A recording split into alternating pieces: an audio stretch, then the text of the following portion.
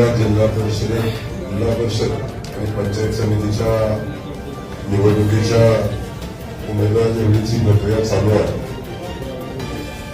आज पाटण तालुक्याच्या मुलाखती होत असताना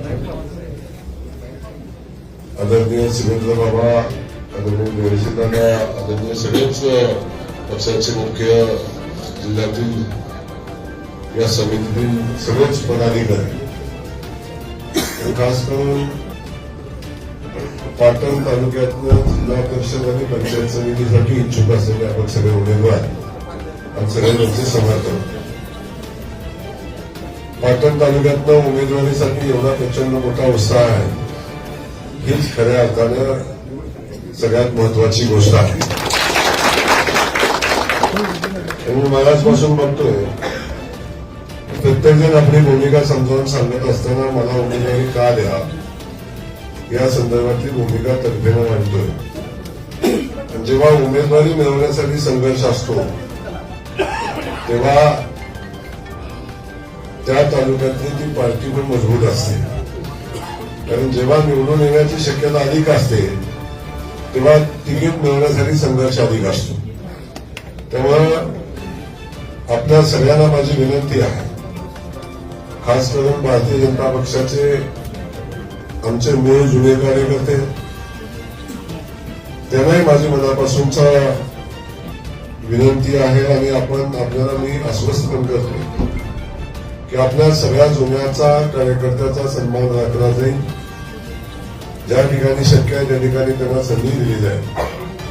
नवीन आलेले बांधव हे आपल्या दृष्टीनं खूप महत्वाचे आहेत, कारण आपल्याला माहिती आहे आपली लढाई एका शक्तिशाली शक्तीसोबत आहे आणि अशा वेळी आपण एकत्र येऊन लढलो तर आपल्याला विजयापर्यंत ताकदीने पोहोचता येईल.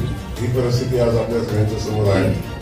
माझी विनंती आहे आपल्या सगळ्यांना या निवडणुकीला सामोरं जात असताना सगळ्यांनी मिळून एकत्र येऊन मनामध्ये कुठलाही किंतु परंतु न ठेवता या गटाचा त्या गटाचा जुना नवा हा विषय न घेता भारतीय जनता पक्ष आणि भारतीय जनता पक्षाचं कमळ हाच उमेदवार आहे या दृष्टिकोनातून आपल्याला सगळ्यांना ताकदीनं ही लढाई आपल्याला लढायची आहे.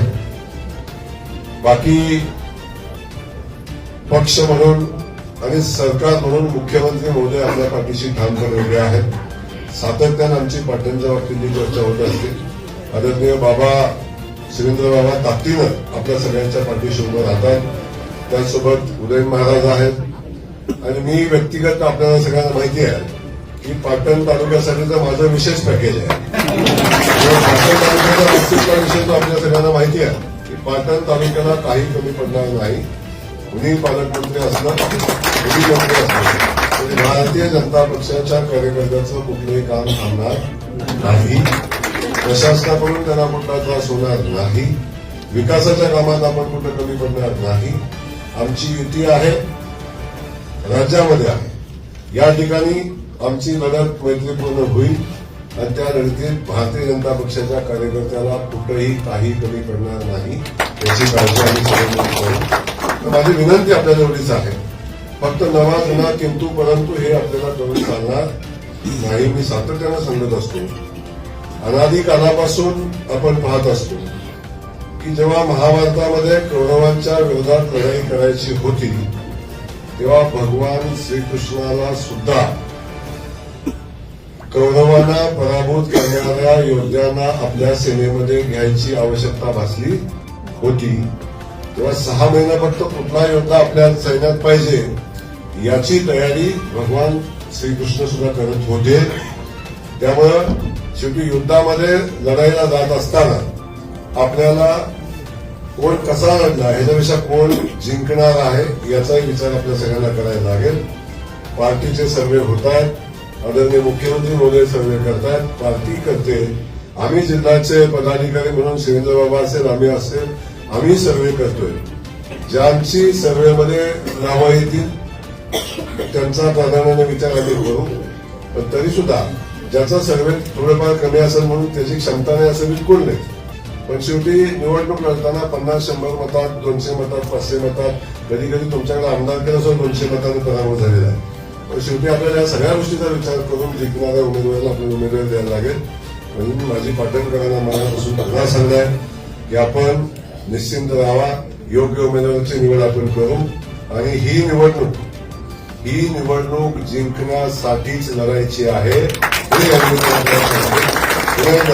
आपण सगळेजण समन्वयाने काम करावं अशा पद्धतीची विनंती मी करतो आणि आपल्या सगळ्यांना धन्यवाद देतो. आपल्याला माहिती आहे आपल्या कार्यकर्त्यांनी जे सांगितले ते प्रत्येक काम आता होतंय ना, अडचण नाही ना. त्यामुळे सगळं काम आपलं आता होतंय, तेव्हा आता कुठली अडचण राहिलेली नाही. इथून पुढेही आम्ही सगळेजण ताकदीने आपल्या पाठीशी उभे राहू एवढंच सांगतो आणि समन्वयाने ही निवडणूक लढूया आणि ते आपण लढाल अशा पद्धतीच्या भावना व्यक्त करताना थांबतो.